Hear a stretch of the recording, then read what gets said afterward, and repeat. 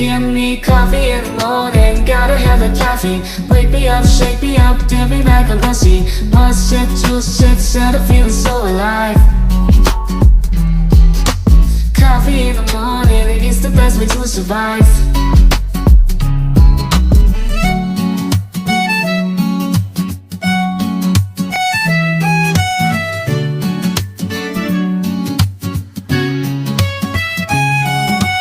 Woke up in the morning, sleepy eyes yawning. Jumped out of bed, started the day, opened the curtains. Felt the cool breeze, the sun shining on my face. But something was missing, I needed my job to chase. Give me coffee in the morning, give me coffee in the morning, gotta have the caffeine. Wake me up, shake me up, dip me like a lassie. Must shit, juice shit, set a feeling so alive. Coffee in the morning, it's the best way to survive.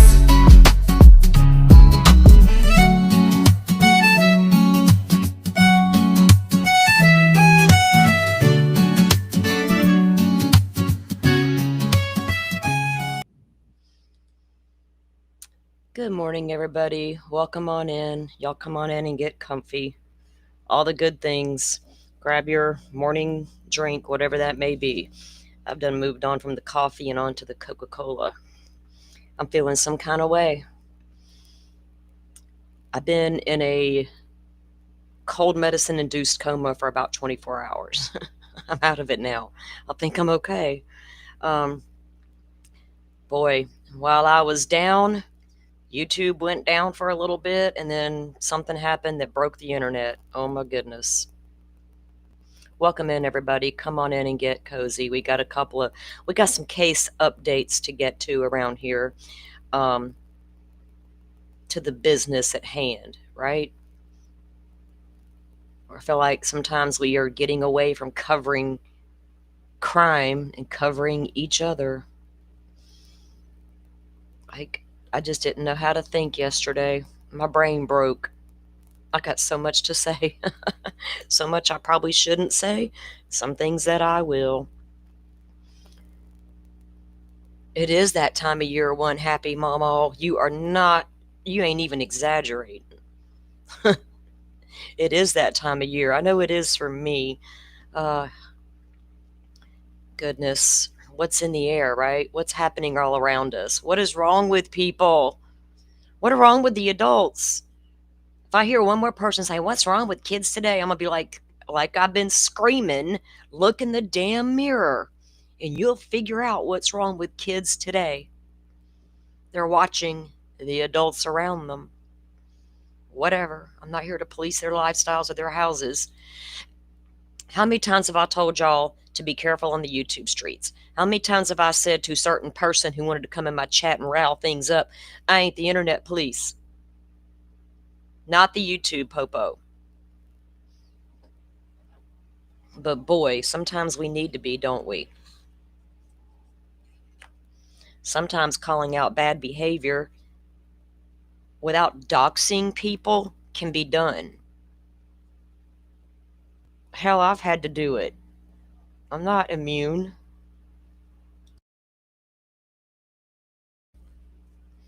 Didn't like it. Felt icky as hell.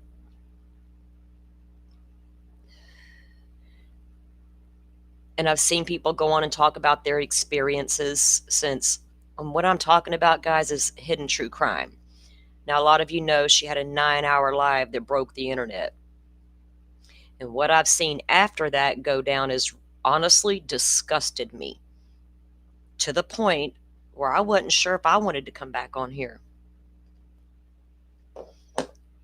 Not because I'm afraid of being doxxed or my picture being shown, because this mouth can't contain itself sometimes. Oh. Boy, it's hard.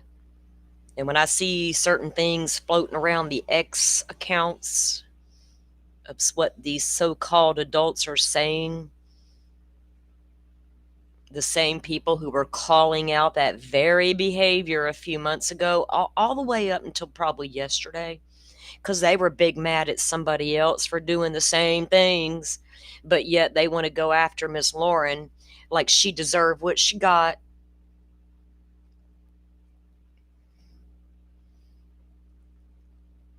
Did you deserve what you got when the prof went after you?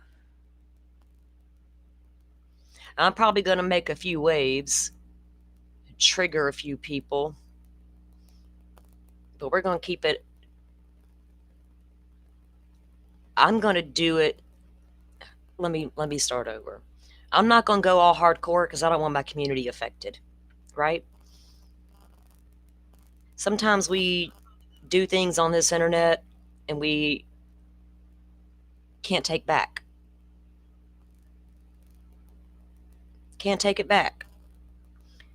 And when you get mad at somebody over a small disagreement or the way they see a case versus the way you see it, blah, blah, blah. I got so attacked over the Idaho 4 case. Disgusting. My channel got attacked. It was a fiasco, but it was by a bunch of little peons that I call the cat ladies, who were no count to begin with, right? So we carried on, trying to avoid drama over here, not getting into the YouTube police. You won't see me doing a live going on and on and on and on and on again about what them pro burgers wrote they're saying today. Who the hell cares?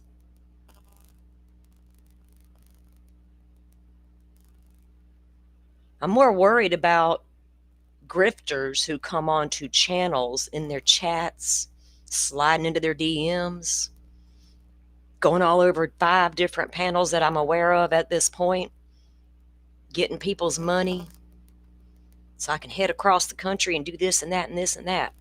But those people who platformed that person have yet to come out and address their communities dead on. Maybe one of them did.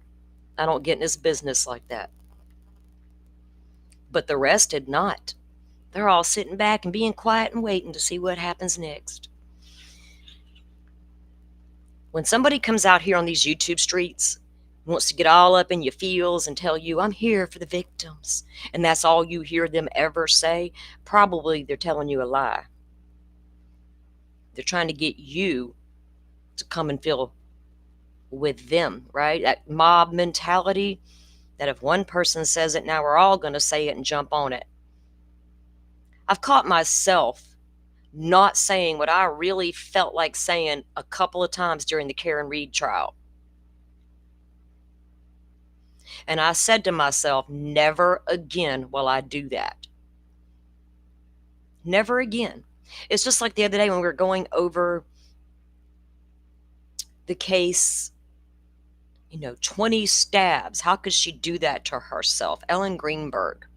And the people that wanted to deny she was having mental health issues when it was clearly in the documents and her parents even agreed to it.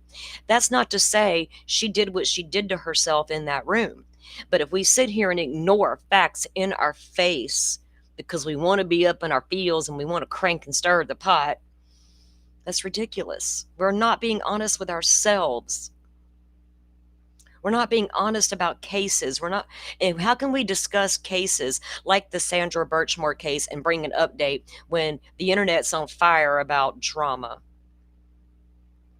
People doing bad things to each other. Now, I backed off covering the Delphi case because I'll be quite honest about it. I got sick of it. I got sick of the drama. I got sick of all this infighting that I was seeing and the taking down of one another. And I'm going to dox you today and dox you tomorrow.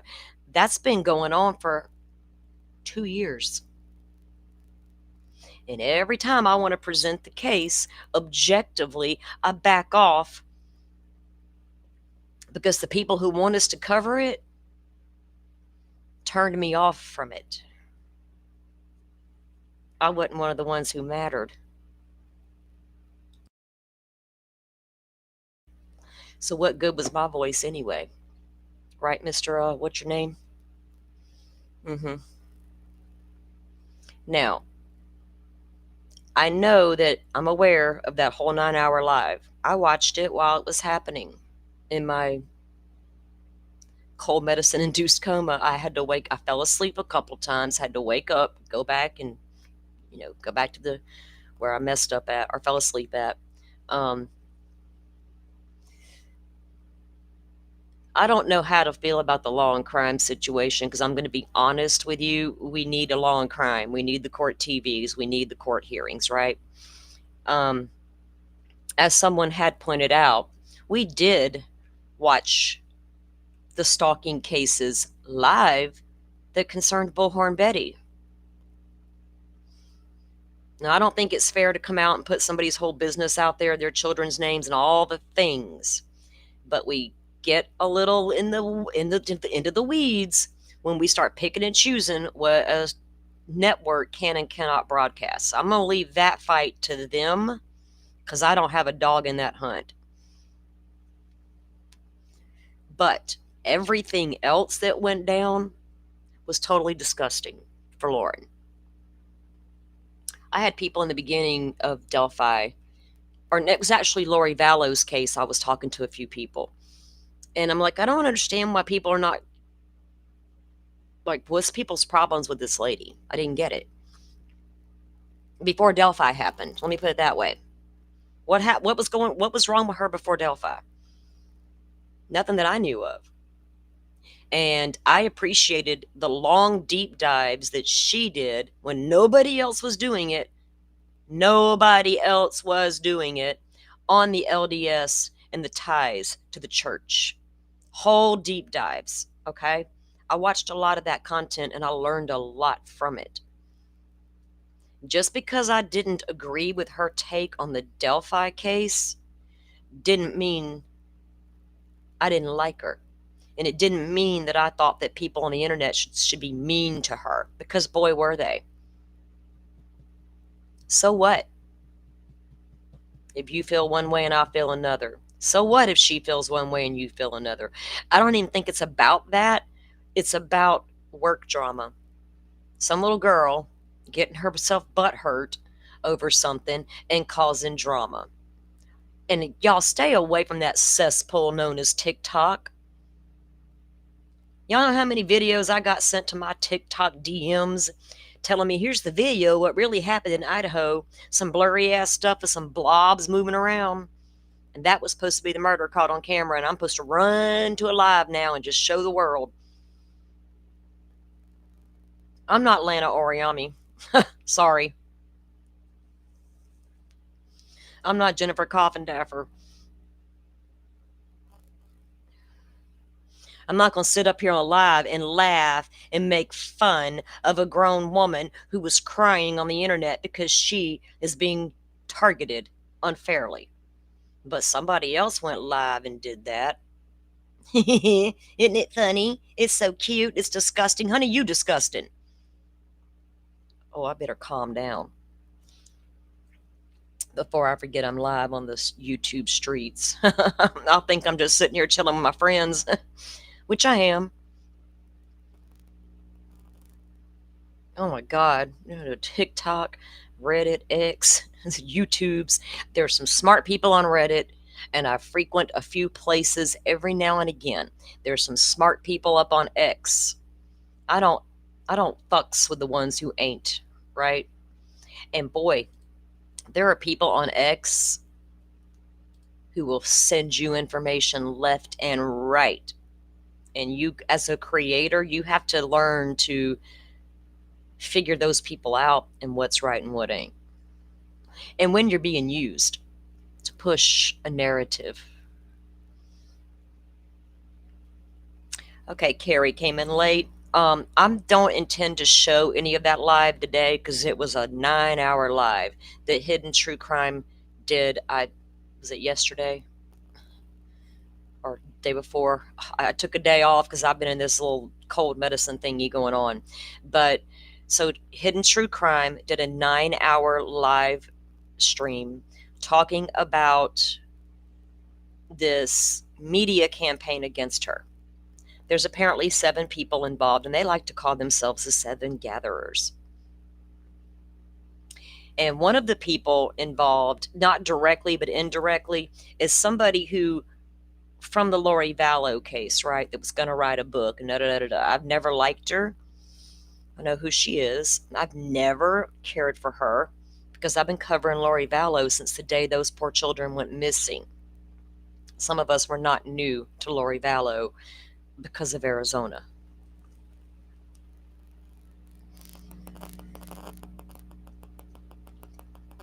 So during the Delphi trial, she had a producer or graphic designer, somebody to help her, whatever. And at some point, she hires her current producer. And at some point, the girl who was working for her got mad, I guess, because she didn't get like hired. I don't even know the whole story. I don't care. It doesn't matter what happened between Lauren and her ex-employee. The employee got mad, decided to release text messages and all this other stuff, goes on her little TikToks and makes a, you know how TikTokers do.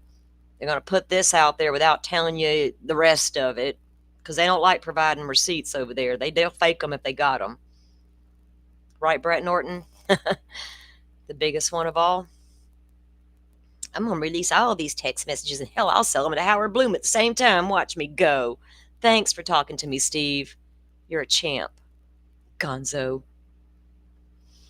Oh, let's not forget little Miss Fury over there trying to sell hers at $10 increments. Good God Almighty. I'm very selective about who I talk to on these internet streets, especially in DMs. I know exactly who I talk to and about what. And I know exactly the number of people who know my real name and have my actual phone number. Very trusted people.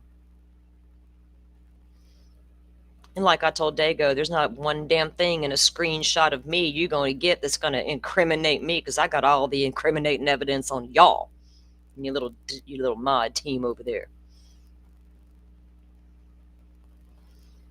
Doxing people on the internet is not the way to go. Y'all have probably wondered why you don't see my face. This is why. Idaho 4 is why. Delphi became part of the reason why when I began to get DMs inviting me into certain Discord servers so they can capture everything about me they could possibly find out because I said something they didn't like on the internet. Because I said, there's problems with this case. Now they're all butthurt because Salty said there was problems. Let's go get her. Huh, Frank?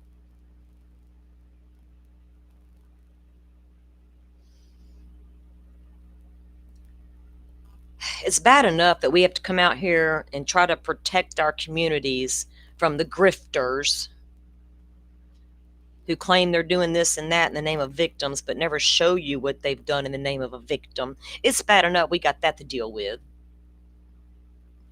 And we can't come out here and talk about true crime openly and honestly and what's in a document without people getting, oh, they're lying. Nah, nah, nah, nah, nah. Well, let the court sort it out. We'll get there in time. We're kind of getting away from true crime in true crime. It's become more about the people and the arguing and the infighting and the disgusting bullshit. And I don't know when the internet's going to get tired of it and say enough's enough. One person from the Delphi community came out and made an X post, and I read the entire thing. And I felt like clapping. Because at least she spoke the truth. R&M Productions, thank you. In her tweet. But many, many others, well, Lauren got what she deserved. She didn't share all her information during the Delphi trial. Is that what pissed off her employee when everybody was trying to crowdsource all that Delphi? Let's blame Delphi for the Delphi fiasco. How about that?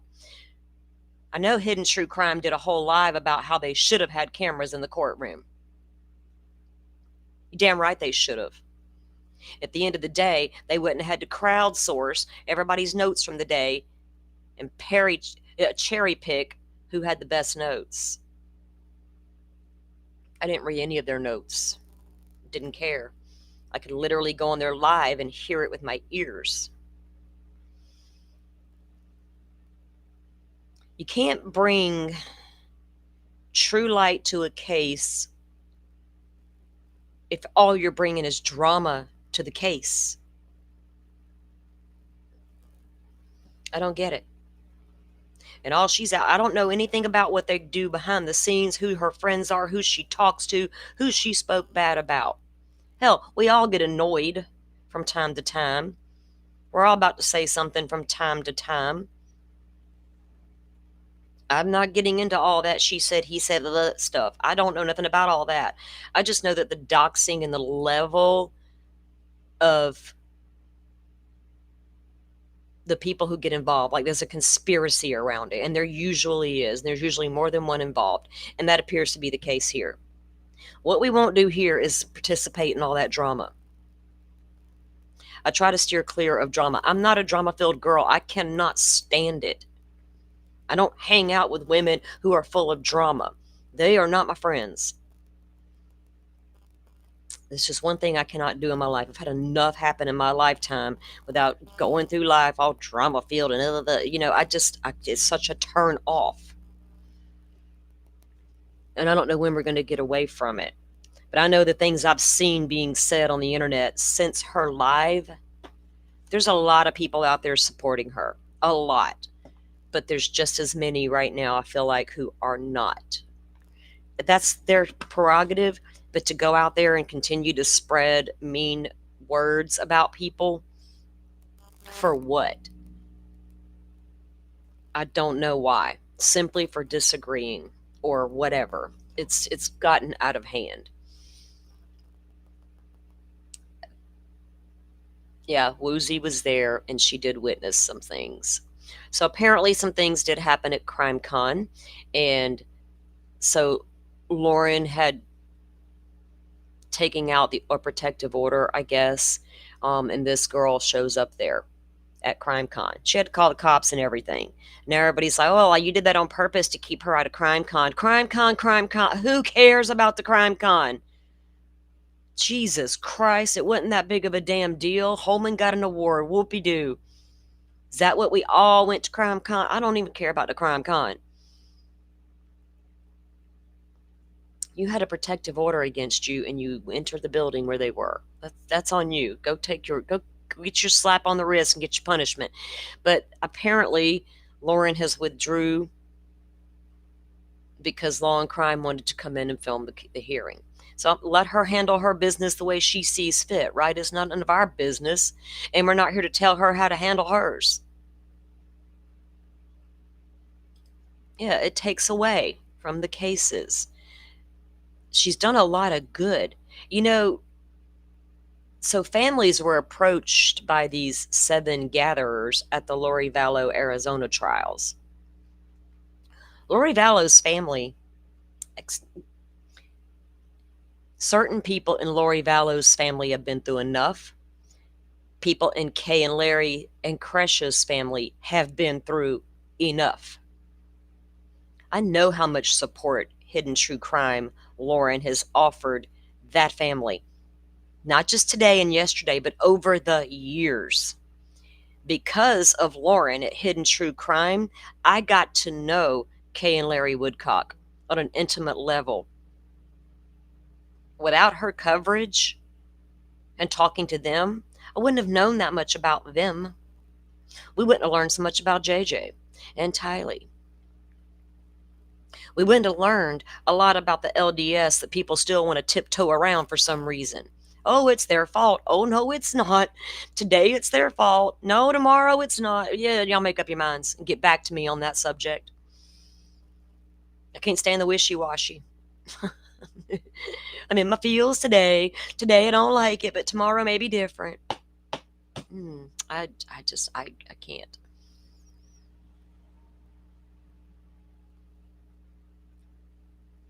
You got some dishes to do. Well, I got a few, but not many. I just need to throw them in the dishwasher and let it do it for me.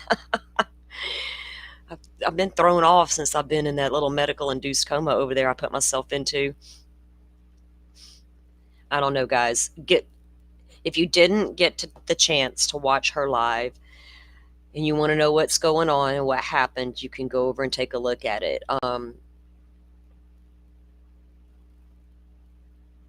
Yeah, that you don't. And the issue with the employee wasn't over like a disagreement on a case, right? It may be, I don't really know the backstory on it. Like I said, I was in and out of it watching the whole thing, and there was so much information. So whatever the girl's actual beef was, then she starts releasing stuff though that she knew was going to fuel a fire, especially in certain communities, because there were people that came after Lauren during the Delphi. I don't know if they came after her like, we're going to dox you and do this social media campaign against you, but they came out and spoke ill about her. Um, but she's got the freedom to see the case the way she needs to see it, just like all those pro burger people are going to see it the way they want to see it, no matter what we do. Just wish people wouldn't be so damn mean to each other and go after one another constantly. I don't get it. I don't get it. I don't get it. And I do not get why, when creators catch on to the fact that they were duped, and platforms people, and then don't come out and apologize for it afterwards. My bad. Secretly whisper it in a Discord. Sorry, everybody. I don't even think some did that. Sorry if you gave her money.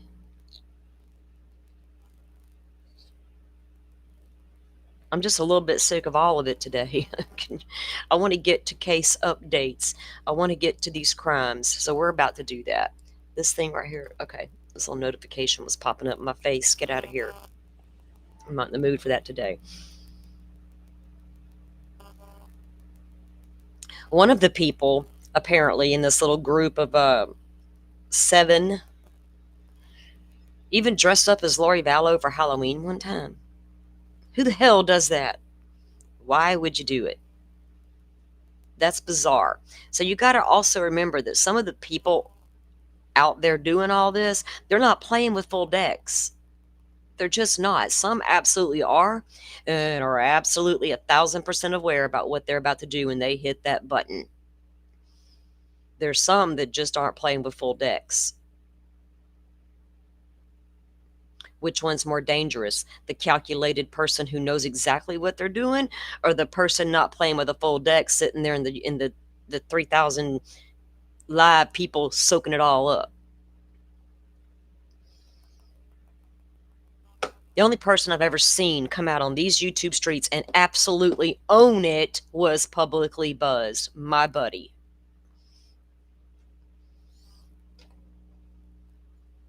And what did he own? He owned the fact that he would at one time, the crazier the Idaho 4 story, the better the numbers are in the chat and on the thumbs up button.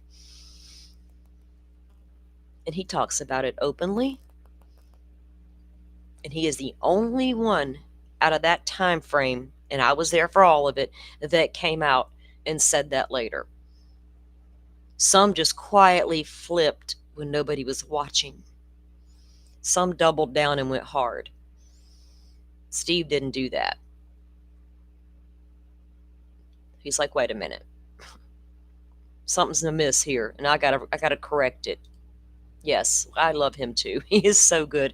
And I am in love with my little Publicly Buzzed shirt. It's a white one, and I love it. I wore it yesterday, actually. He is a good dude. I mean, he's come on here and talked about it. We've had the conversation.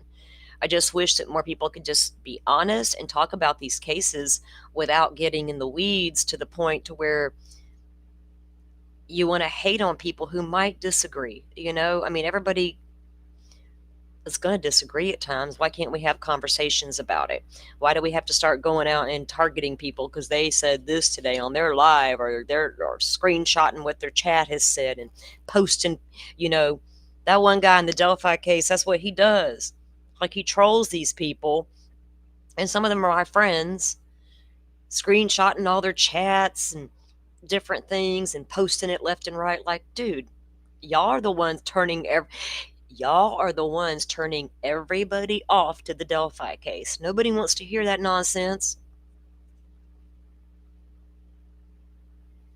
You got the pumpkin one, Mom? Oh, I saw that one. That one's cool.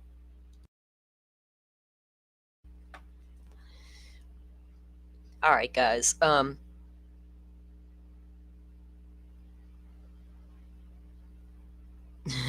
Butterfly, we accidentally fell into a few bad places, didn't we? But we found our way out real quick. Like we were both like, let's get out of here. Let's run for the hills. And boy, did we! As fast as we possibly could, we got the hell out of there.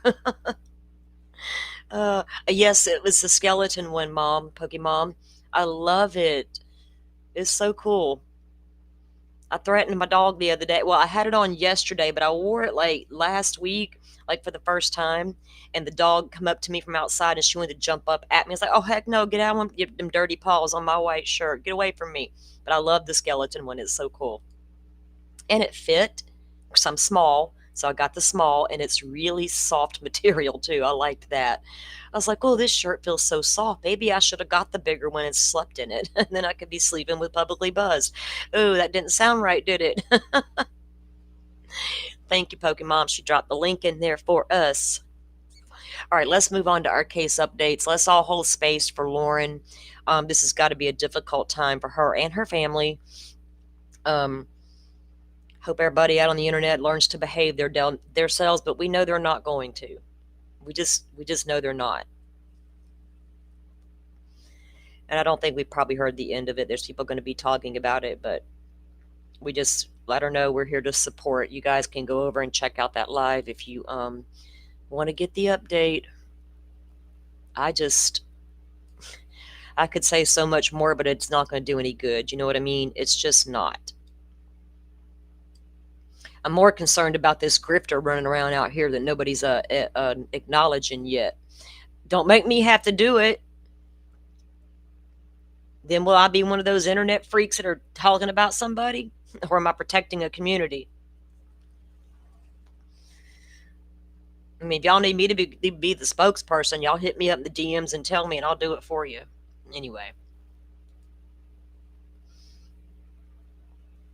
people deserve to know instead of keeping it a secret. Okay. Now, let me get my stuff together here. 7 gatherers. Mama man. Little girls, little girls, little girls. Jesus Christ almighty.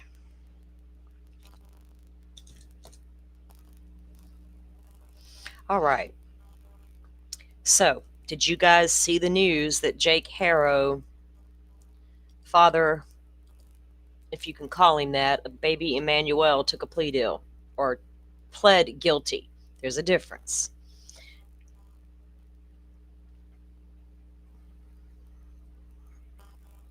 Let me get my notes here. Okay. I'm going to pull up a piece and show you guys in just a second. So we know that Rebecca reported the baby missing on October 14th at around 7:47, right? When she claimed that she was in the parking lot of the Big Five and a man came up while she was changing the baby and hola and knocked her out. And then she woke up and the baby was gone.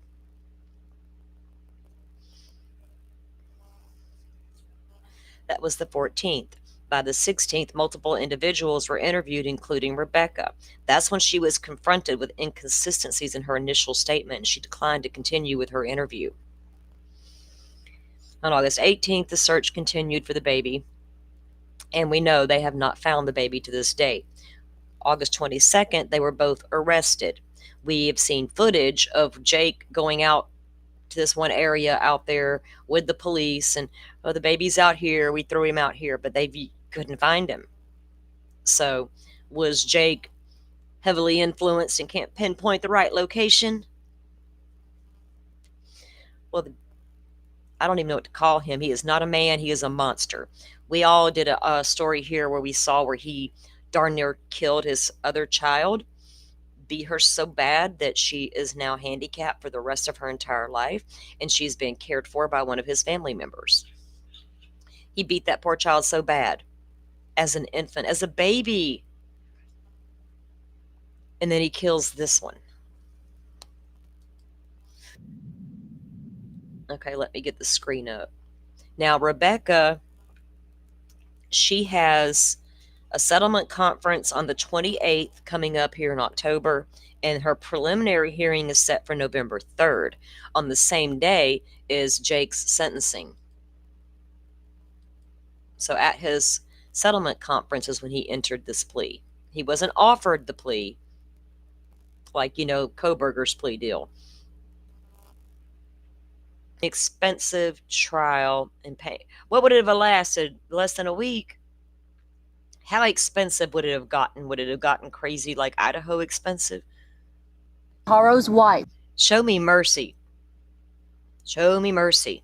I'm going to show you. We'll show you mercy. Rebecca, the 41-year-old mother, is maintaining her not guilty plea, including in death. Baby Emmanual.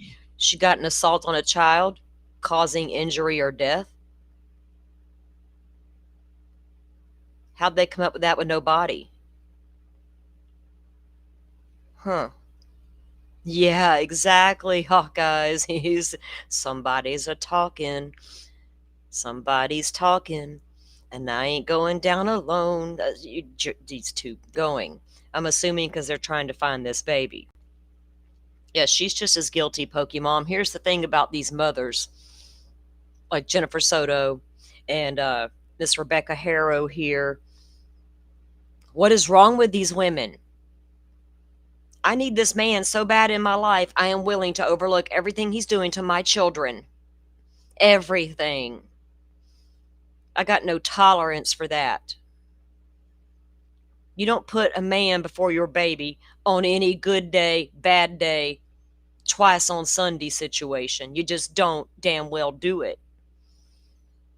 And if you're going to put a man ahead of your children, give those children to somebody who want them and love them. And then you go on about your merry little life with your man over there. Don't pull a Susan Smith and drive them babies in the lake and go on TV and cry about some black man stole your babies, pulling at the heartstrings of the country, like Rebecca tried to do with her black ass eye. We know how you got that black eye, honey. We ain't stupid. That man did it. Or was you going to come out here now and cry, well, I was so scared of him, I couldn't stop him when he was beating my babies. He'd have killed me too. I can't with this stuff. It irritates me to no end. I got no tolerance anymore for these mothers behaving badly in the name of what? He doesn't like to sleep with me, but he likes to sleep with my daughter, and I needed good sleep, so I'm like, go upstairs. Rebecca, knowing that man killed her baby, but she's going to go out there and tell the world that I got punched by some man that said, hola. Nobody believed her from the jump. You're right. Susan, I don't know, Woozy. Susan bothered me. I remember sitting there on my couch watching that lady cry on TV going, something just didn't feel right. But she was a better liar. People believed her for a hot minute, didn't they? The first red flag to Susan Smith's story, carjacked by a black man in a rural area. First of all, honey, we were coming to the end of the carjacking era. It was a bad, bad situation for a long time. I was alive during it. I remember it well. It was a whole thing. But we were literally coming to the end of that thing. And the carjackings normally happened in big cities, not rural America where I'm going to steal your truck. Good Lord with that one. And how many times she got herself in trouble in prison, Miss Susan Smith?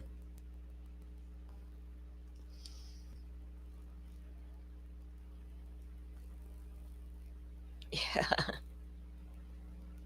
Yeah, these moms, these women. Okay.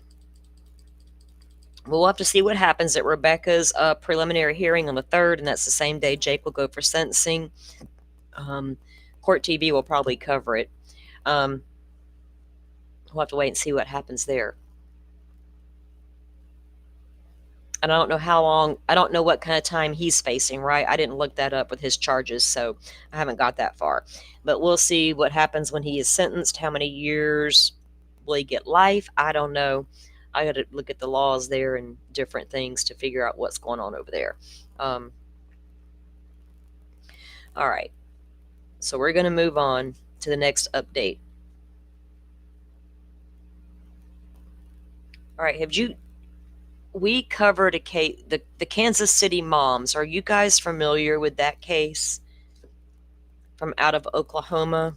Well, the mothers were from Kansas, traveled to Oklahoma, and were murdered.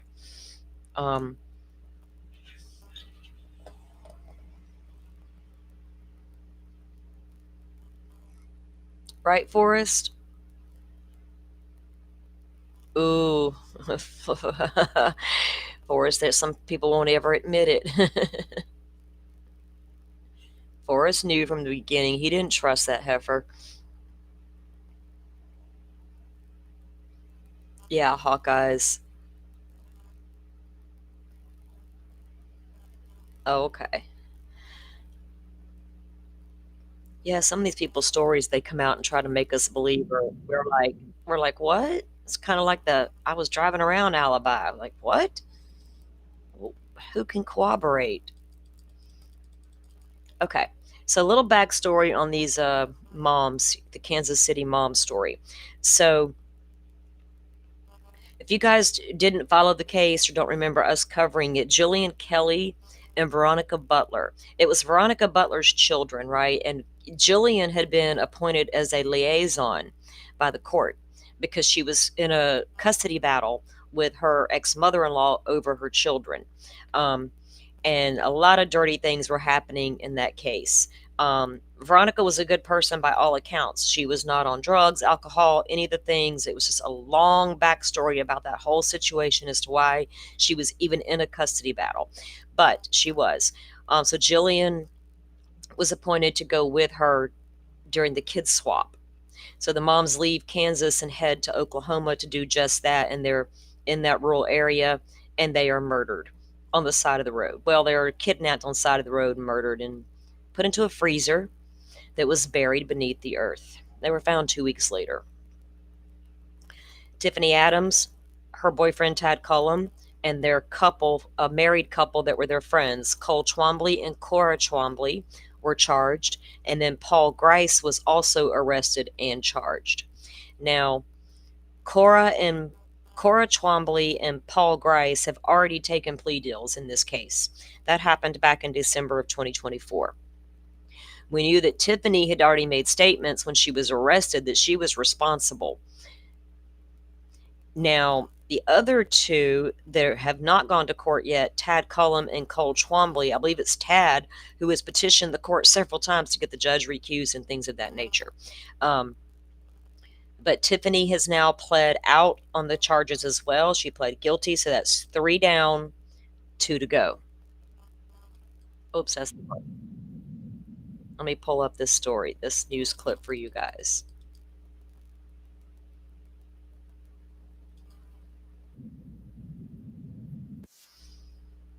Yes, he certainly was. There's a whole backstory to him too, you know? We're not going to unpack it all here today, but oh boy.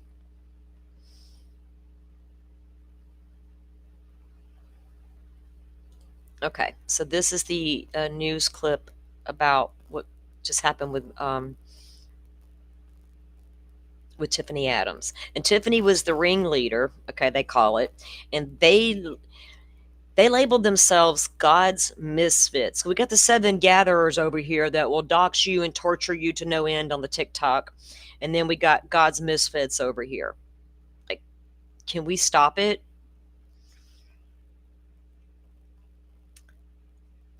They were a part of a group of real hard right-wing type people in Oklahoma. They lived off the land, or they have a sovereign society, right? Where they're like, we don't even belong to any of y'all. We got our own laws over here.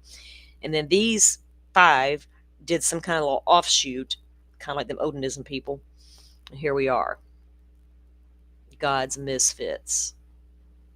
Joining us tonight, I'm Jeff Herndon. Continuing coverage now of a story we've been tracking for you all day. Preliminary hearings for 2 of the 5 suspects accused of murdering Jillian. Kelley and Veronica Butler are happening this week. Cora Twombly and Paul Grice both took plea deals. As part of that, they testified in court today. Julia Thatcher and Peyton Steiner have the only Kansas cameras at the courthouse in Guyman. Now, this is a little bit older, but I'm just giving you guys the backstory on it. In Oklahoma, with a look at what new testimony revealed. We learned Paul Grice killed both Jillian Kelley and Veronica Butler. He said he first stabbed Veronica Butler, and then both women's bodies were put into a trailer. He said he was in the back of that trailer with the women's bodies being driven to where the burial site was. And he said he started to panic. Jillian's eyes began to flutter. He said he didn't know if it was the bumpy roads or if she was waking up.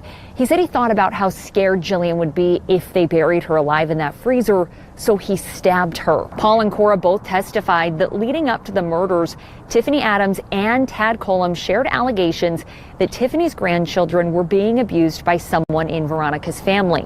Paul said he never asked for proof, and the DA told Cora that the people accused in the allegations are minors, so all of... Oh, my internet just went crazy. But so what Tiffany had told everybody that her grandchildren that she had the custody of was being abused by somebody in their mother's family who was also a minor. I've seen documents on it and it was like unfounded or whatever, but she was using that as an excuse to rope people into her conspiracy to get rid of the mother. Like, we can't let her have the kids back because she's going to let them be abused. Well, the courts were well on their way to giving her her children back. The court documents would have been sealed, and there wouldn't be any court documents to show. Cora and Paul both said Cole did not have involvement in the plan to kill the women until either the day before or just days before. Cora said Tiffany did not want him involved because he drank and talked when he drank. So Cora and Cole are the married couple.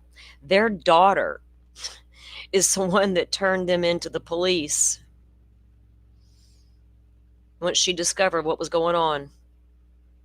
Frank, they also said about 15 people met as part of what's being called God's Misfits, but that the 4 of them, Tiffany, Tad, Paul, and Cora, were a subgroup, and that the others were not involved in the planning or the murders of Jillian Kelley and Veronica Butler. Paul and Cora both testified that Tiffany Adams told them a court supervisor would be with Veronica Butler on the day of the murders. Cora said that when she asked Tiffany, she referred to Jillian as collateral damage. Hawkeyes, I know. Old girl's got me blocked. I've been blocked for a long time.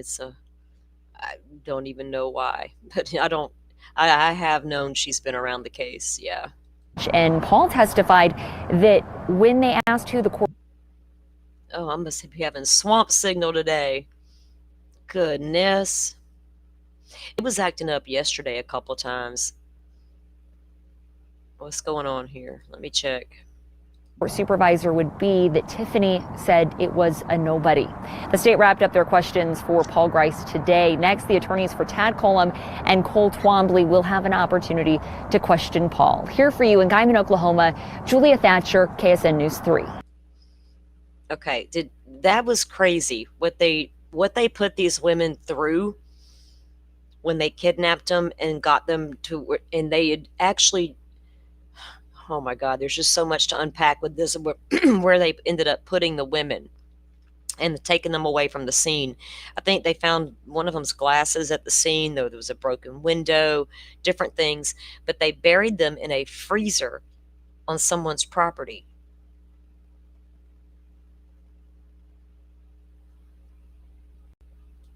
And they did horrible things to them.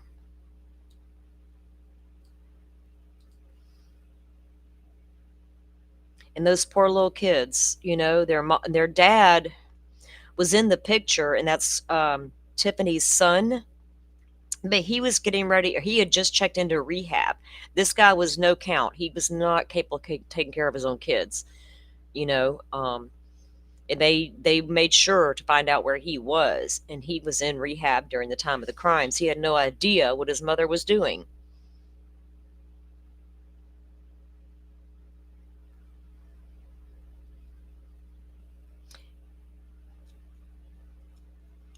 Yeah, they have set, it's going to be a minute, Hawkeyes, before they go. Unless they decide to take a plea deal, right? Now that everybody else has, including Tiffany, will Tad and Cole now take plea deals? I got a couple of documents this morning, but they're kind of lengthy and I haven't read through them. I think I'm going to, we'll get those together. Okay, so this whole story was wild when it started unfolding, because it was just like, who in the world in the rural America, again, on these tiny roads, you have to know these towns. You don't just jump off the interstate and run amok in them. I mean, you can, but you kind of need to know where you're going, or you're going to get turned around and lost and have no clue. Y'all know them GPS can get sketchy on them back roads from time to time. Now, this one, I think, went into a little more in depth about what was actually done here.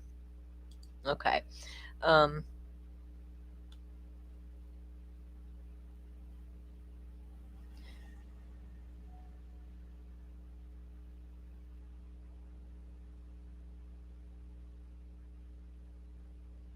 Ew, that's disgusting. I've heard different things about the town. You know, some support them and some don't.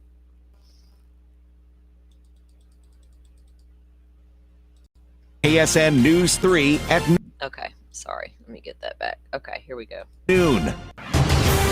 We are tracking breaking news at this hour. The alleged mastermind behind the murders of two Southwest Kansas mothers enters a plea in the case. Tiffany Adams pleaded no contest to 2 counts each of deliberate and intentional first-degree murder, unlawful removal of a dead body, and unlawful desecration of a human corpse. A no contest plea means Adams is not admitting guilt, but she's also not fighting the charges.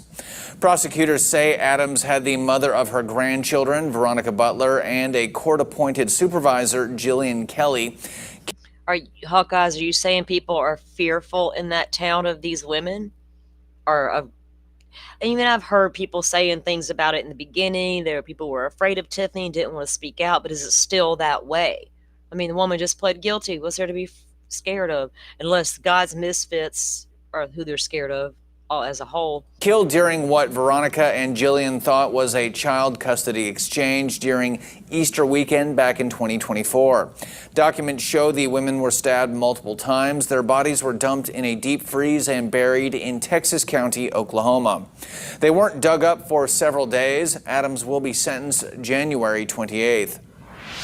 Adams' plea comes just 3 weeks before she was set to be arraigned on the charges, but co-defendants Tad Cullum and Cole Twombly are still set to be in court November 5th and enter pleas. As a reminder, there are November 5th to enter pleas on those two. I bet they plead guilty. They don't want to go to trial.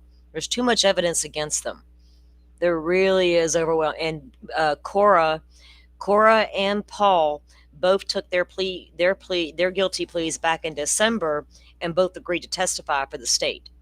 So they're going to turn state's evidence and testify against the others. So what do you do with that, right? It's probably in their best interest just to go ahead and take a plea, not go to trial. Could get much more trouble if they go to trial, right? are 5 people in total charged with killing Veronica and Jillian. Cora Twombly and Paul Grice took plea deals in exchange for their testimony against the other suspects.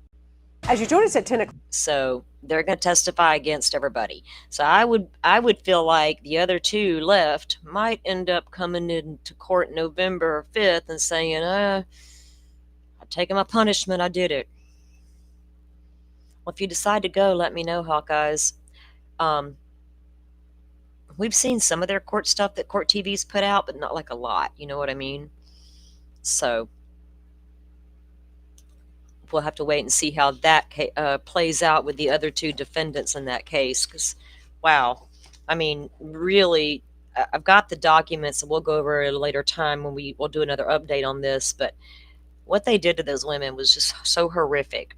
So horrific. They deserve to be sitting there for the rest of their natural lives. There's no ifs, ands, or buts about it.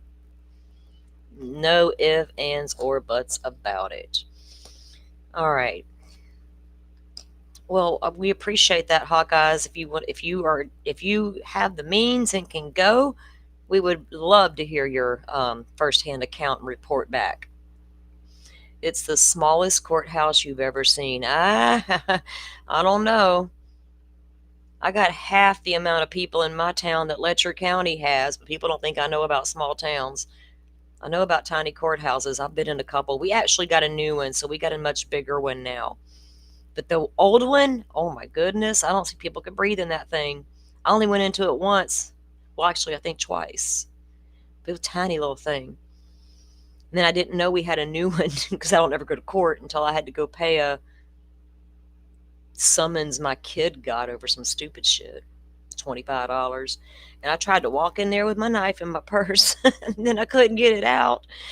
And the cop laughed at me, and he's like, just leave that here, and or actually, he's like, leave it in your purse, and I'll just walk you back there to pay this little $25 thing. And he did. Then he escorted me back out. Wasn't nobody in the damn courthouse. 100 people in your town. I don't even know how many are in my little community out here. The closest city has 11,000.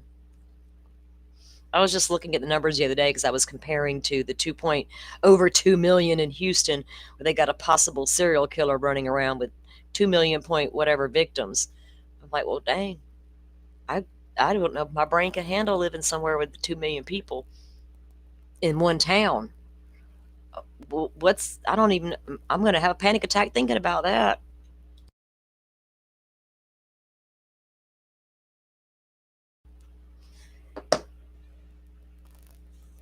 But y'all know how it is in them small towns.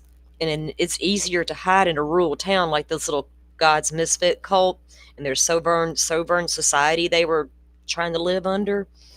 They had a lot of ideation, right? Of course, Hawkeyes, why, right?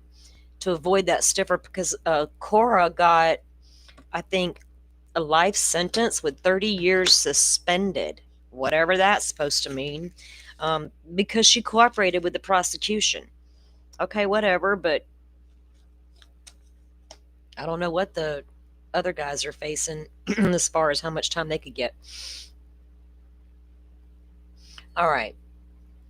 We'll keep an eye on what goes on there with the other two cases as they come up. Yeah, people always trying to avoid that death penalty or life in prison or whatever. So if you get a life sentence, what if you get 30 to life? You could be up for parole at some point.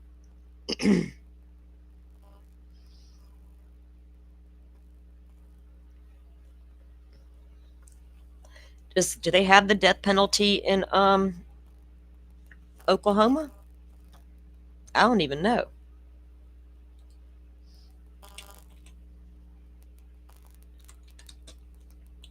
I thought everybody did when I was growing up because I'm in Florida, but it turns out they don't. Some people don't like it. I was like, oh, okay. Oklahoma does have the death penalty. Okay. So, yeah, will they plea out to avoid it? Or were they even going to get death to start with? That I don't know. I haven't dove into their documents in quite a while, actually. I did that for a while. Okay, so how many of y'all are following along with the Sandra Birchmore case?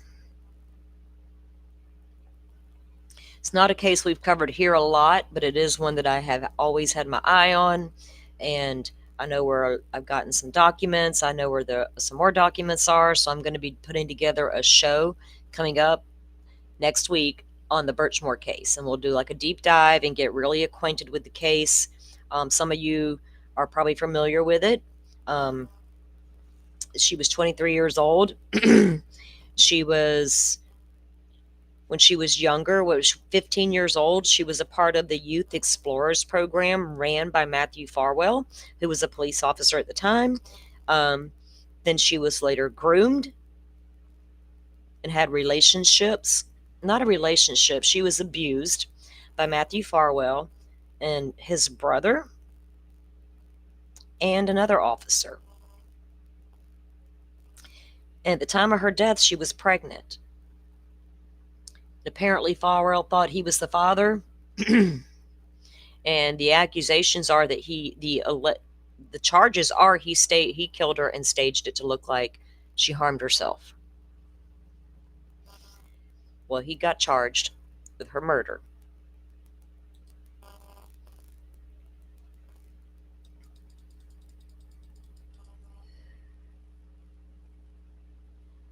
I don't know who that is, Rachel. I don't watch. I don't know what you're talking about. Mizzy does great work. Who is that?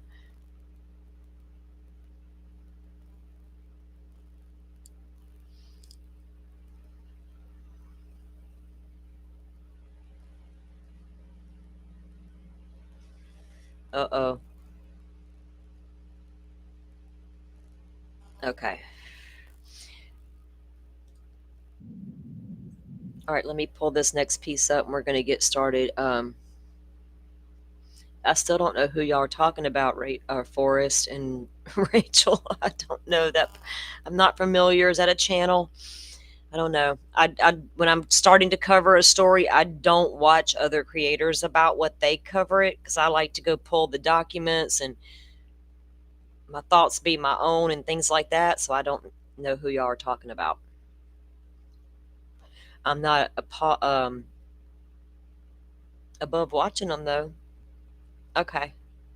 Oh, it's the page, like a Facebook page. I don't go into Facebook too much. I don't go off in Facebook groups too often. They scare me. They're full of a bunch of weirdness, and sometimes there's good information, and sometimes it's just a bunch of blah, blah, blah, and screenshots being captured and exposed.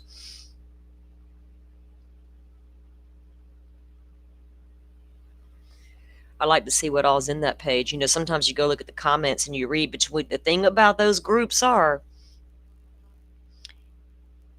be careful about what you repeat coming out of those groups, right? Make sure that you do your homework, do your own diligence. That's all I can offer you guys as advice, especially when it comes to them Facebook groups. My God, there can be quite wild. Okay,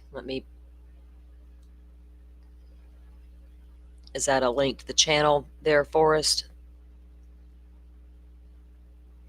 A mixed girl in a mixed up world. Oh, Lordy. Okay.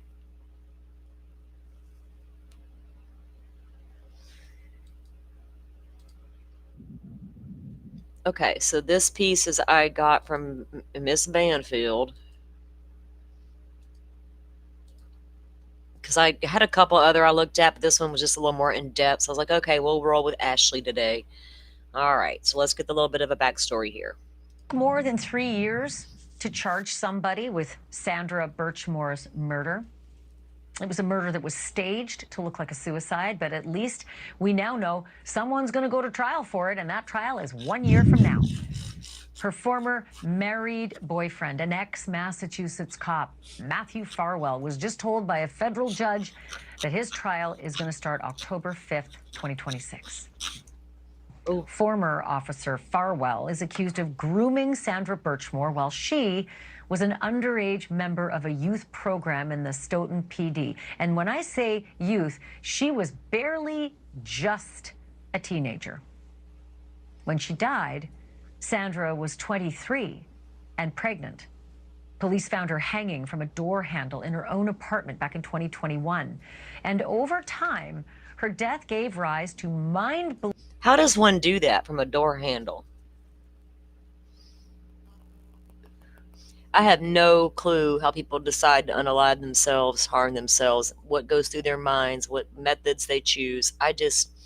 Sometimes it's not believable, right? Like 20 stabs in the head.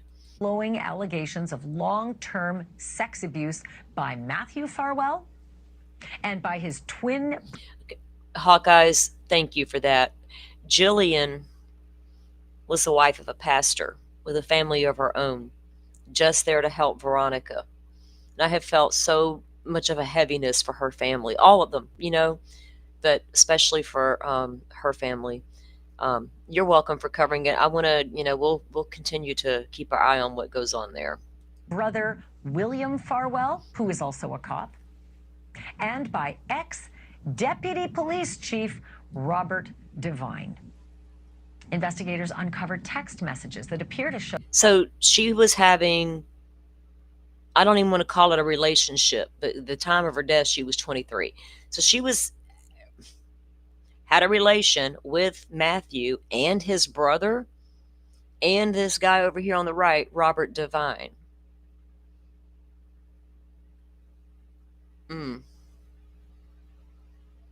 Damn it. So that William, the brother, had sex with Sandra as recently as 22 days before she died. Okay, so the brother William, I don't know how they know that, unless he confessed to that or if it's on one of her text message threads. But when they did the DNA to her baby, Matthew's not the father. They haven't said who the father of that baby is yet. It could be either one of these guys if that's the case. If he had sex with her 22 days before her death, and this guy here on the right called her the day of her death, what are y'all doing? You're police officers, right? Boston police officers. Oh, Lord, say no more. And Deputy Chief Robert Devine allegedly contacted Sandra Birchmore on the very day that she died for reasons unknown. Now, why would a deputy police chief be contacting a 23-year-old pregnant woman who long ago was in the Explorers program as a kid? Matthew Farwell, the alleged killer, apparently thought that he'd fathered Sandra's baby. And she apparently thought so too. But the DNA tests that were conducted after she died, those were a shocker. They showed that Matthew Farwell was not actually the father. And we don't yet know who was. But for now, Matthew is the only person facing any criminal charges in Sandra Birchmore's death, and he may well face the death penalty if convicted. That is some of the evidence they'll see. That's him walking to her apartment. That's the night before she died, or at least was found dead. Feds have until January to decide if they're going to pursue death, and there is a ton to unpack here. So I am pleased to be joined once again by Melissa Berry, who operates the Justice for Sandra Birchmore Facebook page, and she was in the courtroom today. I also want to welcome Barbara Wright, a cousin of... Is that the woman y'all are talking about who runs the Facebook page? And this is the woman who, I believe, Sandra's mother passed, and this is the lady who took up that role, her motherhood role. Sandra's, who was Sandra's mother figure after Sandra's own mother died. And she was also in the courtroom today. Melissa and Barb, thank you so much, both of you. And again, my condolences go out to you. I know it's been 5 years, but I don't think that ever gets any easier. And so I'll be as delicate as I can with these tough questions. Melissa, can I start with you? Farwell was not in that courtroom today, which I think is odd, but what was the mood like? Can you just take me there and tell me a little bit about what was happening? Yeah, the judge came up and she was no nonsense, and she basically said, I have dates for you, and she ticked through all the dates that are going to happen throughout the next year. And so we were excited to find out, you know, the last date was his trial date. And Melissa, this is like Whitey Bulger's judge, right? This is one of those real no nonsense. Whitey Bulger's judge. Wait, didn't that guy from Karen Reed have something to do with Whitey's case? Yeah. Judges, as I recall. What was the courtroom like? I know that Sandra, you know, lost her mom and had a difficult family life, and Barb, you stepped in as a mother figure. Were there a lot of people there for her? Were there people there for Farwell? I'm not really sure. I got there a little bit late, and I'm really not sure who was there exactly. Most of the people, I think, were there for Sandra, though. I would say the majority. Yeah, Melissa, did you get a read on who was who in that courtroom? Yeah, I believe most of the people there were for Sandra and were reporters. Could you imagine who's going to show up for that guy? Not a whole lot of people. There was a few people in the back that I didn't know who they were, but most of the people were there for Sandra, as far as I could tell. Well, and sometimes it's, 5 years is half a decade, and it can take a long time, and it can take its toll on people's memories and their resilience and coming out to support in injustice like this.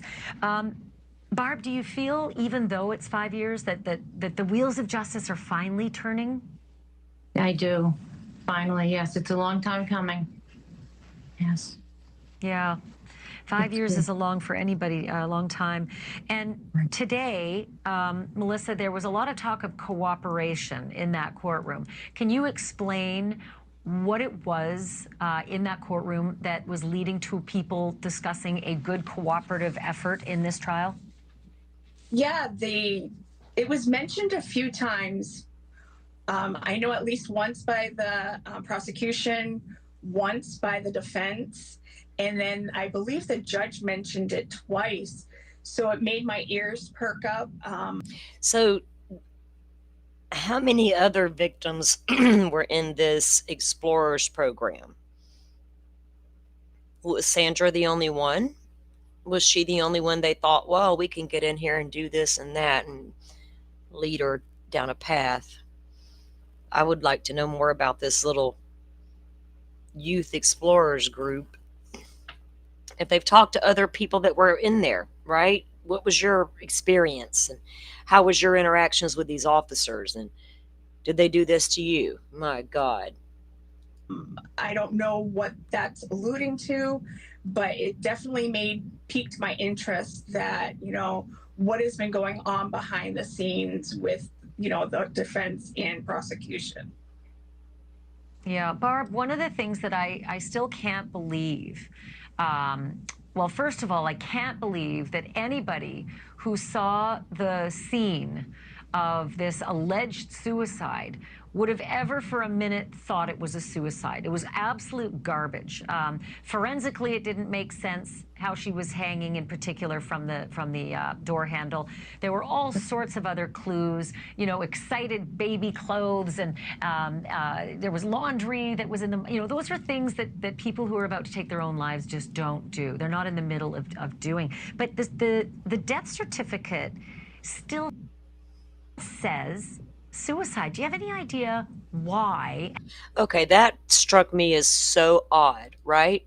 Why does her death certificate still say suicide? How can you charge a man with her murder and take him to trial on a murder when the death certificate says suicide? The defense is not going to have a field day with that? That is literally one of those things that don't make sense. Make it make sense. I don't know how to make that make sense. So I got to do some digging on that. But that is weird to me. They haven't changed it. Lord.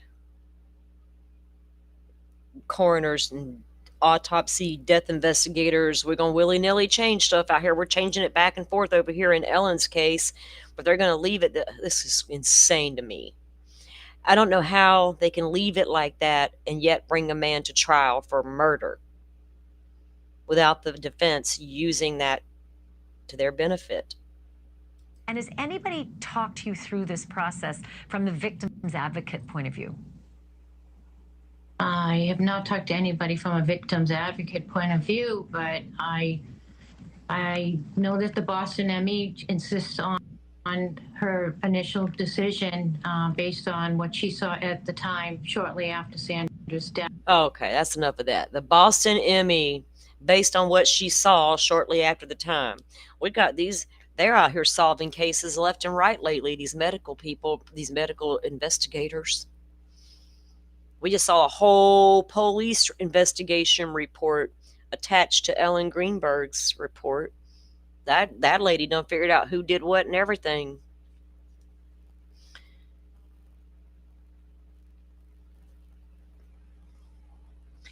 It's odd that they won't change that. And I need to find more information about that, right? Because that doesn't make any sense.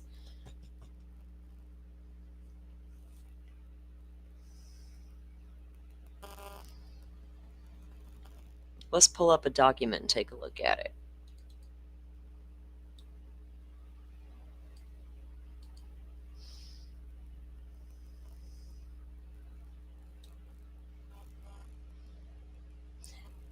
Sandra Birchmore, she deserves, and her baby deserve justice. And we need to figure out what's going on over there in this Massachusetts.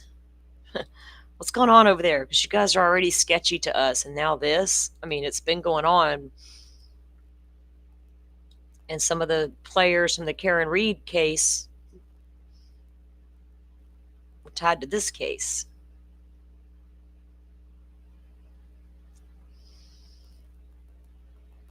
Okay, let me get this is the indictment. Let me pull up the screen and share this with you guys. Okay.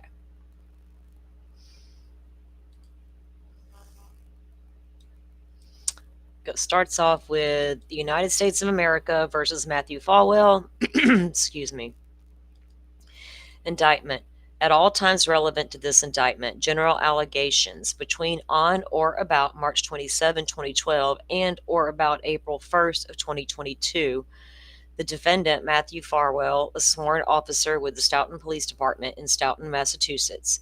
In his capacity as a Stoughton police officer, Farwell also served as an instructor for the Stoughton Police Explorers Academy, known as Police Explorers, which was a vocational education program for local youth. The Police Explorers was designed to enable youth participants to learn about law enforcement careers. Sandra Birchmore was born on in May of 1997. In or around March 2010, Sandra Birchmore applied to be a participant in the Police Explorers. At the time, Birchmore was 12 years old. She began participating in the program in or around the spring of 2010 and remained in the program through and around 2016. Prior to in or around 2012, Farwell was a Police Explorers volunteer. He became an instructor when he started working for the Stoughton Police Department in 2012. Before Birchmore attained the age of 16, Farwell engaged in sexual intercourse and other sex acts with Birchmore. Farwell's sex contact with Birchmore continued until around early of 2021. The Stoughton Police Department's required employees, including police officers, to accurately report their time and attendance in order to receive wages and overtime. During some of the shifts when Farwell was supposed to be performing his duties at the police department or as a police officer, he was instead engaged in sex acts with Birchmore. Well, hope no 911 calls were going unanswered in the middle of the deed. He failed to disclose that information to the police department. He took steps to conceal his conduct from other department employees. In or around December 20th, Birchmore learned that she was pregnant. Birchmore told Farwell he was the father of the child. On or about January 20th, 2021, Birchmore's friend called the police department and told a department employee that Farwell had been having sex with Birchmore. Shortly thereafter, a Stoughton Police Department employee told Farwell about the call. Wow. Somebody knew about it and somebody thought enough to call, but then some asshole at the police department decides to tell the man that they complained about. There's your first misstep right there. Hey, buddy, come here. Just got an interesting call about you. You might want to get ahead of this. On or about February 1, 2021, Farwell killed Birchmore by strangulation. Shortly after, Farwell staged Birchmore's Canton, Massachusetts apartment to make it appear as if Birchmore had committed suicide. Well, you got them Canton PD on the way. Don't worry. Count 1, killing a witness or victim. The grand jury charges, the grand jury alleges and incorporates by reference the allegations in paragraphs 1 through 8 of this indictment. On February 1, 2021, in Canton, in the district, Massachusetts, of the defendant. All right, Matthew Farwell.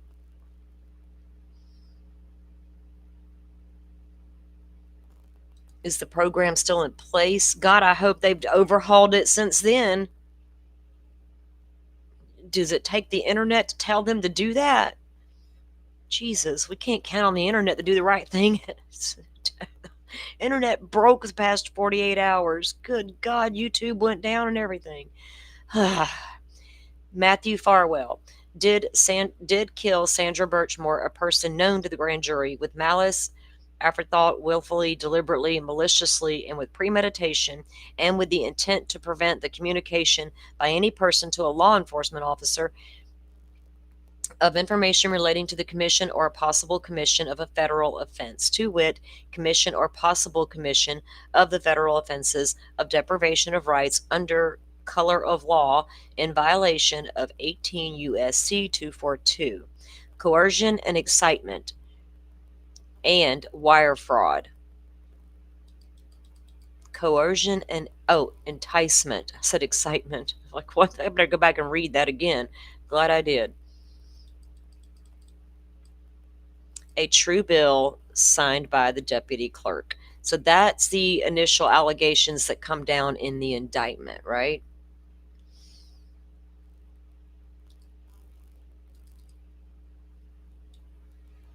How come the other guys aren't charged with anything yet?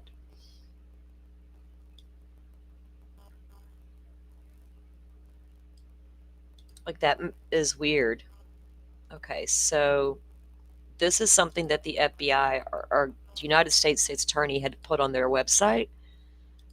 I may be doing this weekend. I always work on the weekends. I'm not going anywhere this weekend. I'm going to be chilling at home, and I usually take the opportunity over the weekend to gather information and prepare for, shows coming up for the week. So I'm going to be getting things together to deep dive this case because we're all going to be in tune. Okay.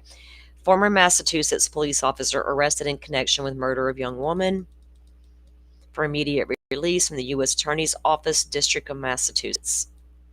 Defendant allegedly murdered a pregnant young woman and staged her death to look like a suicide to prevent law enforcement from learning about their sexual relationship, which began when she was a minor. A former Stoughton police officer has been charged in federal court in Boston with allegedly murdering a young woman to prevent her from disclosing information about his long-standing sexual exploitation of her while he was on duty, beginning when she was a minor. Oh, who introduced his brother? Did he bring the brother over and say, "Hey, Bubba, it's okay, I don't mind"? Oh, my God. Matthew Farwell, 38, of North Easton, Mass., has been indicted on one count of killing a witness or victim. Farwell was arrested this morning and will make an initial appearance in federal court in Boston. Okay, according to the indictment, which we just read over. According to court documents, Farwell was a sworn officer of the police department. So it's going to go on about the stuff we just read, actually.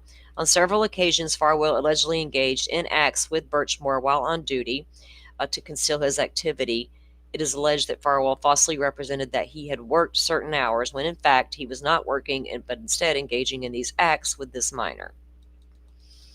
December 2020, Birchmore learned that she was pregnant. According to court documents, she was excited about the pregnancy, scheduling doctor's appointments, purchasing items for childcare, and telling loved ones how happy she was to become a mother. Soon after she learned she was pregnant, Birchmore told Farwell that he was the father of the child and that she expected him to be involved, at least in part, in the child's life. Birchmore disclosed to loved ones that Farwell allegedly became violent with her when they discussed the pregnancy and his role in the child's life. At one point, while she was pregnant, Farwell allegedly held Birchmore in a headlock and told her he wished she was dead. She told people this. On or about January 21, Birchmore's friend called the police department and referenced Farwell and Birchmore's relationship. Good for you, friend. Good for you. Upon learning this, Farwell allegedly sent Birchmore angry text messages, and a few days later, approximately 1 week prior to Birchmore's death, Farwell visited Birchmore at her apartment in Canton and asked if she could give him a spare apartment key and keep it a secret. It is further alleged that 1 week prior to her death, Farwell visited Birchmore's apartment and began looking through her closets and bathroom, conduct which made her uncomfortable. The court documents allege that on February 1st, 2021, facing perceived imminent disclosure of his criminal conduct, Farwell murdered Birchmore to silence her. According to court documents, while Birchmore's death was initially ruled a suicide, the federal investigation probed old evidence and revealed critical new evidence leading to the charges against Farwell. Well, update that death certificate. The charge of killing a witness or victim carries a mandatory sentence of death or life in prison. Sentences are imposed by a federal district court judge based on upon the U.S. sentencing guidelines and statutes which govern the determination of a sentencing in a criminal case. Acting U.S. Attorney Joshua Levy and Jody Cohen, special agent in charge of the Federal Bureau of Investigation's Boston Division, made the announcement today. The Massachusetts Attorney General and the Mass State Police, Stoughton Police Department, and Norfolk District Attorney's Office provided assistance in the investigation. Oh, can we read that list again? I'm going to have a headache. Assistant U.S. Attorneys Elizabeth Riley, Tori Cummings, and Brian Fogarty of the Office of Human Trafficking and Civil Rights Units are prosecuting this case. The details contained in the charging documents are allegations. The defendant is presumed innocent unless and until proven guilty beyond reasonable doubt in a court of law. What's reasonable? My reasonable and your reasonable could be two very different things. I think most of us here are reasonable. What y'all talking about in chat? Let's see. What, Forrest? I think I heard something about that. Forrest says Farwell's wife was in the hospital giving birth when he unalived Birchmore. What in the world?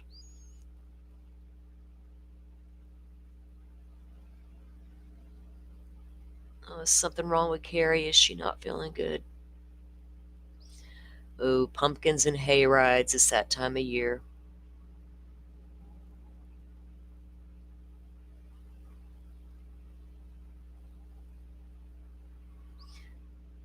Oh, Carrie, check your thyroid. My grandbaby gave me a little funk. That's why I had this cold, and I ended up being in bed for like 24 hours, it felt like. All I wanted to do was sleep. I slept so much yesterday, and that messed me up this morning when I woke up at 2 a.m. and thought it was time to get up and make coffee and get busy with a show. I was like, wait, they're all asleep.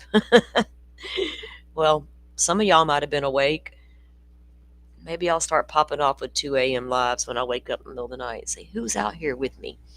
What's up, Insomnia crew? So there's a lot to unpack with that case. I'm curious as to why the other fellas haven't been charged in this case. I'm sure there's a lot there that I haven't seen because I have not followed as closely as I should have been. But I know where the documents are and some good case stuff that we can pull from. So I'm going to be working on that this weekend so we can be completely caught up. And I am also working on a members live that will probably happen next weekend. I don't really know that a members live will fit into what we do during the week here. So I'm working on something for the weekend. In fact, you guys let me know, what do you want? You want a Saturday night? You know, what's best for you guys? Summer's winding down. People are going to start being home at more than they normally would have been. So, and if it's a members only, then I want the members to help choose when we do it, right? That it's convenient for all of us. So maybe I'll put a poll up on the community page and you guys can go over there and let me know what you want. I am continuing to try to get better at posting on the community page, especially case updates in between the lives when something's happening, right? Just to get the information out there and what we'll be doing. You've 3 vaccines in the last 2 weeks. Yeah, it's time, isn't it?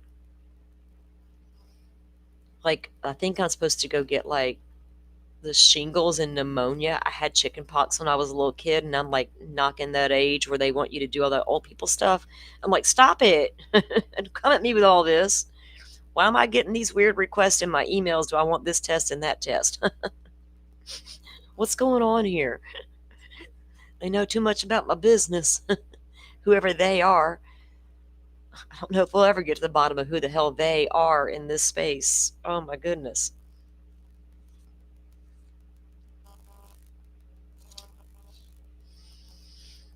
I still can't get over Farwell's brother being involved in that mess. People are extremely messy and do crazy things. And this child was absolutely trafficked.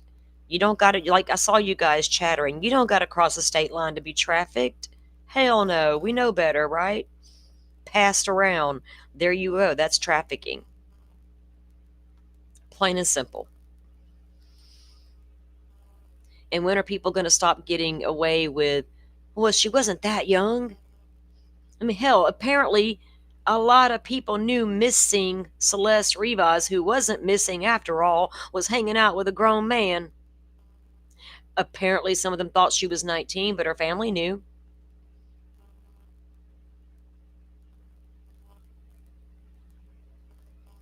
Ooh, we got some baby coming. It's been so long since I had a little tiny baby anywhere near me.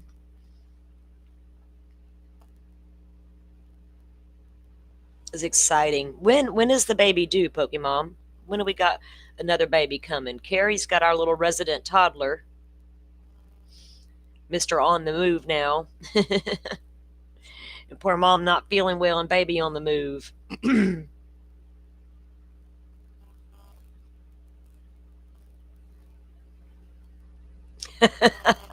Forrest, you need 3 arms for all them shots they want to throw at us these days. I could probably use a B12 shot, to be honest. And I don't want the flu. My God, if I've already been sick, twice in this little, whatever, this fall. Well, I'm in Florida. I don't even know if we get a fall. But my grandbaby's done picked up something twice from school. So maybe I ought to get myself on down there and get my shots.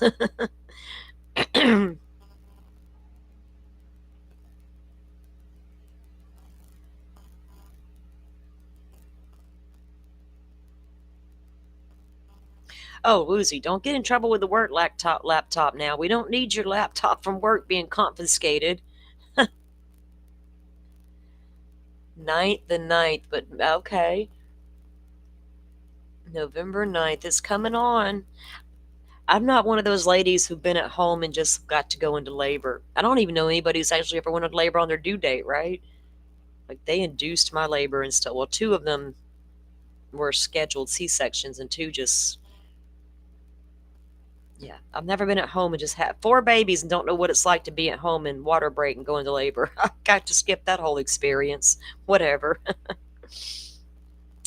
Well, that's exciting time to be having a baby come in. I know y'all will love that little baby and shower baby with love and protection from this crazy world we live in. My God.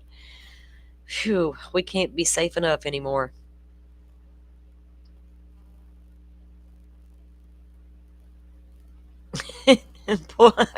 Sunflower's giving you advice there, Woozy. Use some of them fancy wiping tools like Coburger. Oh, goodness. Oh, there you go. My boys, Sunflower. I got 2 girls and 2 boys. And then boys were like, hold my beer. We're going to give mama something to work for here. And they were 15 years apart, them 2 C-sections. It was a little rough on that last one. It wasn't that bad. Enough of the, how many men we got sitting in? Well, Forrest is like, enough of this pregnant lady talk. Oh, everybody, thanks for coming in and listening. Those of you who choose to be a part of the conversation, we absolutely love that here. Those of you who don't want to chime in but like to listen, we appreciate you just as much. Everyone, if you don't mind hitting the like button on your way out, if you didn't hit it on the way in, it really helps the channel get out into the YouTube. I'm not really worried about numbers growing, but getting the stories out there, right, for people to see. And maybe see a side to something that they haven't seen before, right? I'm not here to push narratives to people, but if they want to have an open mind and come in, then we would like to be that place for them. But we won't put up with nonsense. My mods are on it. I got one with a trigger happy finger. And he knows exactly what to do.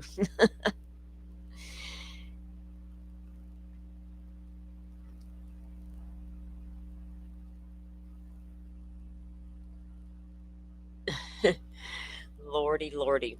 Guys, nothing new came down unsealed in the Cover case either. We'll keep an eye on that. unpack those documents as they come down. And like I said, I'll be working on the show this weekend to get us a good in-depth show on the Birchmore case. We can all be caught up to what's going on there, so we can keep an eye on it as it moves forward toward trial. I don't think he's going to trial till next year, which we're really almost at the end of this year, right? If you think about it, this year's kind of flew by, in my opinion. It's my opinion. This year has just flew by. I don't know where it went, what happened to it. I don't know. All right, guys. Well, with that said, I'm going to go because my voice is starting to go away from me. Yes, congratulations to Pokemon on that baby. We'll have to have a big party when the baby's born. What will we do? Let's celebrate. All right, guys. Thank you for coming in. Y'all be safe on them YouTube streets over the weekend. Take everything you get with a grain of salt. Steer clear of the mean people. My God. Steer clear of them. Yes, y'all guys have a great weekend, and y'all know I'll see you back here come Monday, unless something really big happens and we need to go live, then we'll do it. But other than that, I'll see you guys back here Monday. Y'all have a good one. Bye, everyone. Thank you all for watching this here video. Please like and subscribe and follow. Much love.